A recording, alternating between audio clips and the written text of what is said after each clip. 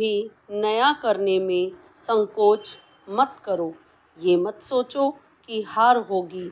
हार तो कभी नहीं होती बच्चों, या तो जीत मिलेगी या सीख। नमस्कार, मैं निधि अग्रवाल आज आपको पढ़ाऊंगी रघुवीर सहाय द्वारा रचित कविता तोड़ो। कविता में कवि सृजन के लिए आह्वान करता है।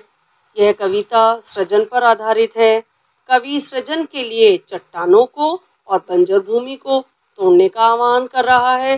वह भूमि की उपजाऊ शक्ति को बढ़ाने के लिए, भूमि को समतल करने के लिए कहता है। कवि के अनुसार जिस प्रकार पथरीली भूमि सृजन में रुकावट उत्पन्न करती है, उसी प्रकार व्यर्थ के बंधन मानव जीवन में बाधा उत्पन्न करते हैं। बच्चों, कवि सृजन के पक्ष में है। वे कहता है कि पृथ्वी को बार बार खोदो, तभी वह फल देगी। आप सृजन कार्य में लगो, तभी तो विकास होगा। बच्चों, तो ये इस कविता का प्रसंग है। कविता की पंक्तियां कुछ इस प्रकार हैं। तोड़ो तोड़ो तोड़ो ये पत्थर, ये चट्टाने, ये झूठे बंधन टूटे, तो धरती को हम जाने। सुनते हैं मिट्टी में रस है, जिसमें उगती दूब है। अपने मन के मैदानों पर व्यापी कैसी ऊब है। आधे आधे गाने, तोड़ो तोड़ो तोड़ो ये ऊसर बंजर तोड़ो, ये चरती परती तोड़ो, सब खेत बनाकर छोड़ो। मिट्टी में रस होगा ही जब पोसेगी बीज को, हम इसको क्या कर डालें इस अपने मन की खीज को। गोड़ो गोड़ो गोड़ो। तो बच्चों, कविता का प्रसंग तो आपको समझ में आ ही गया होगा कि कवि उपजाऊ भूमि में वृद्धि करने के लिए बंजर भूमि को तोड़ने का आह्वान करता है।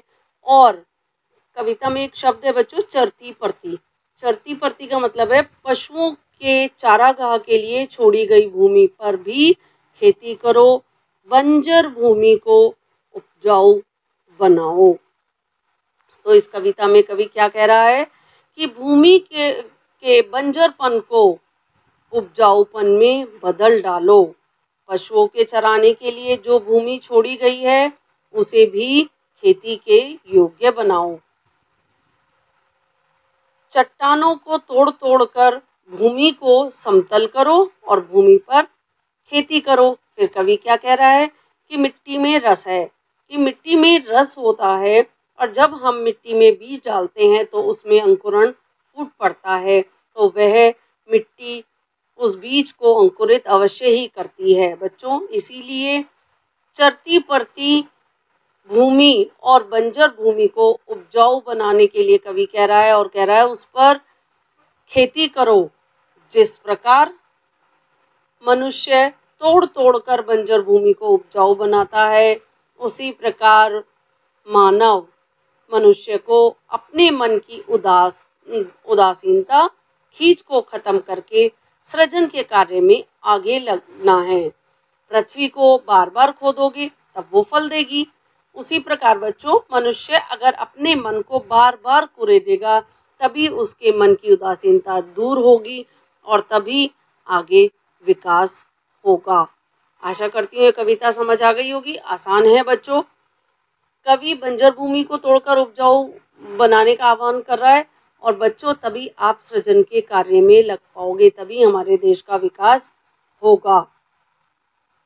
गोड़ो गोड़ो में पुनरुक्ति प्रकाश अलंकार है। भाषा सरल, सरस और सुबोध है। प्रयोगवादी कविता है, खड़ी बोली है और छंद मुक्त रचना है। तो बच्चों, आज की कविता थी तोड़ो। आशा करती हूँ आपको पूरी तरह समझ आ गई होगी। आगे फिर नई कविता के साथ मिलेंगे।